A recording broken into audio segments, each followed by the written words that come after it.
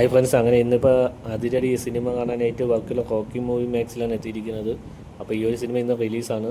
അപ്പോൾ ഈ തിയേറ്റർ സ്ഥിതി ചെയ്യുന്നത് വർക്കല ശിവേരി റെയിൽവേ സ്റ്റേഷൻ്റെ തൊട്ട് പുറകുവശമായിട്ടാണ്. അപ്പോൾ ഇതാണ് ഈ തിയേറ്ററിൻ്റെ ഒരു ഫ്രണ്ട് വ്യൂ. അപ്പോൾ ഇവിടെ ഷോ ടൈം വരുന്നത് 11 മണിക്കാണ്. 2 കാറ്റഗറി സീറ്റിങ്ങേ ഉള്ളൂ. ഒന്ന് എക്സിക്യൂട്ടീവ് 150, മറ്റൊന്ന് 250 സോഫ. അപ്പോൾ കയറി വരുമ്പോഴത്തേക്ക് റൈറ്റ് സൈഡിലായിട്ട് കഫറ്റേരിയയും ലെഫ്റ്റ് സൈഡിലായിട്ട് ടിക്കറ്റ് കൗണ്ടറുമാണ് വരുന്നത്. അത്യാവശ്യം നീറ്റായിട്ടുള്ളൊരു കഫറ്റേരിയയാണ്. ഇതാണ് ഇവിടുത്തെ തിയേറ്ററിൻ്റെ ഒരു ഉൾവശം. അത്യാവശ്യം തരക്കേടില്ലാത്ത ലെഗ് പ്ലേസൊക്കെ തിയേറ്റർക്ക് നൽകിയിട്ടുണ്ട്. അപ്പോൾ നമുക്കിനി തിയേറ്ററിൻ്റെ ബാക്കി വിശേഷങ്ങളിലോട്ട് പോവാം. ഈ ഒരു തിയേറ്റർ വരുന്നത് ഡോൾബി അറ്റ്മോസ്റ്റാണ് സ്ക്രീനിൽ കാണിച്ചത്. എനിക്ക് അത്ര ഫീലിംഗ് ആയിട്ടില്ല.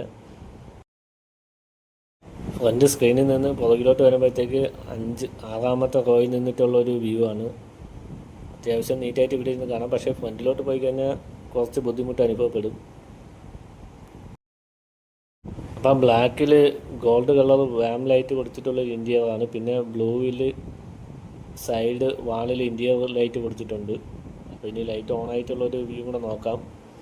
അപ്പോൾ ഇതാണ് നേരത്തെ പറഞ്ഞത്. അപ്പോൾ ഈ ഒരു സീറ്റാണ് 150ൻ്റെ എക്സിക്യൂട്ടീവ്. തൊട്ട് പുറകിലായിട്ടാണ് സോഫ സീറ്റ് വരുന്നത്, 250 രൂപയുള്ളത്.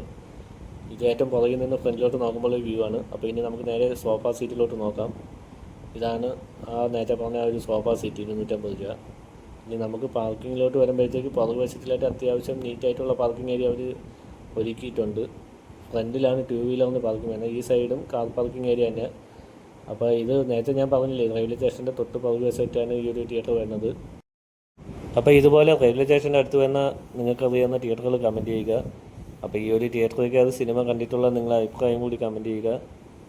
അത്യാവശ്യം ഒരു ആവറേജ് ഫീലിംഗാണ് ഈ തിയേറ്ററിൽ നിന്ന് എനിക്ക് ലഭിച്ചത്.